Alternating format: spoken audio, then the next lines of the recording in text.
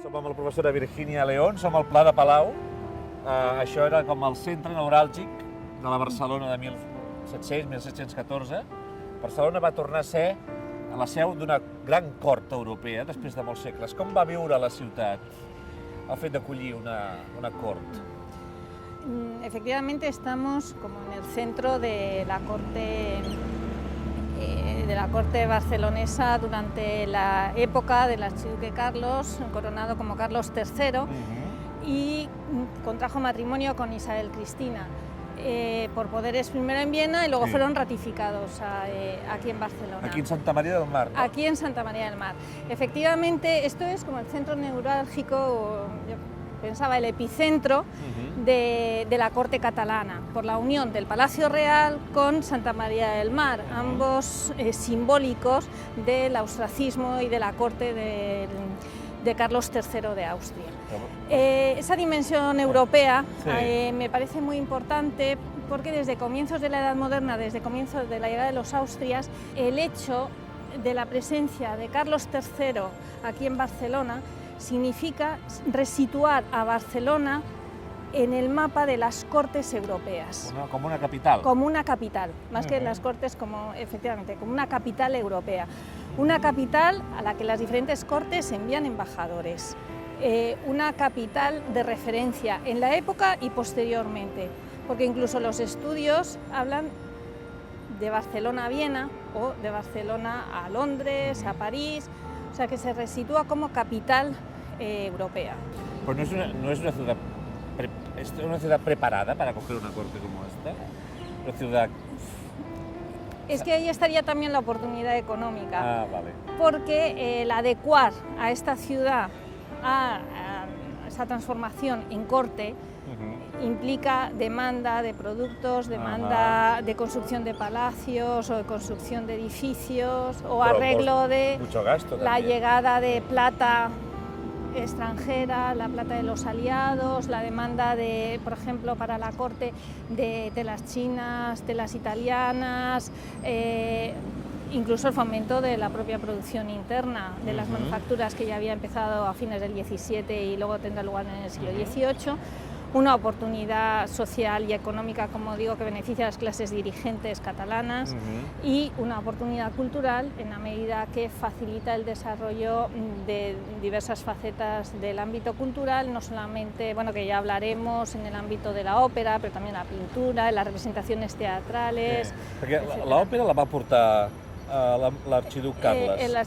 Aquí a la Llotja es va fer la primera representació d'òpera de tota Espanya. Sí, en la Lonja del Mar. Exactament, la Llotja del Mar. Sí. Quina mena de cort era la cort austríaca? Era molt ostentosa o...? Yo creo que trata de transponer a Barcelona la corte de Viena. La ópera había sido introducida en la corte de Viena por María de Gonzaga, que se había casado con Fernando II, el emperador, en segundas nupcias.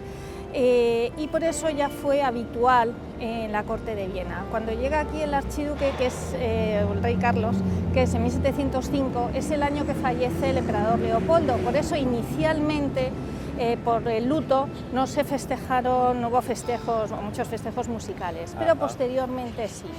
Y no solo se representaron las óperas con regularidad, sino que hubo estrenos en Barcelona que luego se extendieron por el resto de Europa, de algunas óperas como la ópera Dafne del Barón de Astorga y otra ópera que se estrenó a finales en torno a 1713, como motivo de cumpleaños de Carlos VI, pues antes que en Viena se representó aquí. ¿Les gustó a los barceloneses la ópera? Yo pienso que sí, porque sí tuvo tanto éxito y bueno, fue necesario pues, que vinieran músicos italianos, sobre todo napolitanos, pero también se ha podido constatar músicos valencianos que participan en esto y bueno, he sabido que el conde de Savellà pues, fue director de la capilla, de la Real Capilla, en fin, que los catalanes también participan obviamente en estas representaciones operísticas, ¿no? Virginia, com eren Carles i Elisabet Cristina? Quina mena de persones i de reis eren? Bueno, el rey Carlos, Sí. Cuando llega a Barcelona, pues es una figura joven, atractiva a los catalanes, a la Sí. sociedad, Mucho etcétera. más que su antecesor, ¿no? Mucho más que su predecesor, Sí. que de naturaleza enfermiza, Ajá. en fin. Pero él había sido educado en la corte de Viena para reinar en España. O sea, sabía castellano, aunque luego aquí también aprendió el catalán.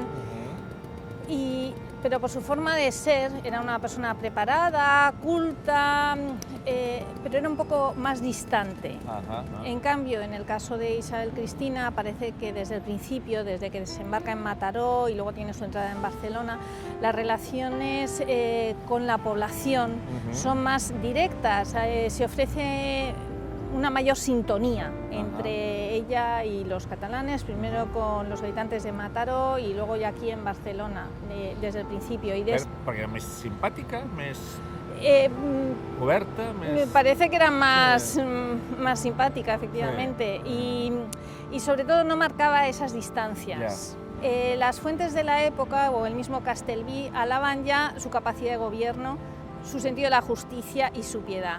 No ya solo piedad religiosa, como sabemos era de origen protestante, se convierte al catolicismo para casarse con el rey Carlos y por eso participa en muchas ceremonias religiosas, sino esa otra dimensión de la piedad con respecto a la población, no ya a la población, sino porque había muchos exiliados de otros territorios de la monarquía en Barcelona, muchos refugiados. Sabem que a la tomba d'Elisabet Cristina hi ha un relleu del port de Barcelona. Sabem que hi ha una carta dirigida a Ramon de Vilaena Perles en què diu, en castellà, nunca amaré a ninguna otra nación más de lo que amo a los catalanes. Això creus que eren demostracions sinceres o tenien més a veure amb el càlcul polític? Yo pienso que puede tener una buena dosis de sinceridad, en el sentido, ella llega a Barcelona con a Mataró cuando desembarca con 17, 18 años. Ella misma se queda sorprendida del recibimiento de Mataró y posteriormente de la propia ciudad de Barcelona. Ella pasa momentos muy felices y también momentos muy difíciles, muy críticos aquí en Barcelona, y de quien recibe apoyo fundamentalmente es de los catalanes.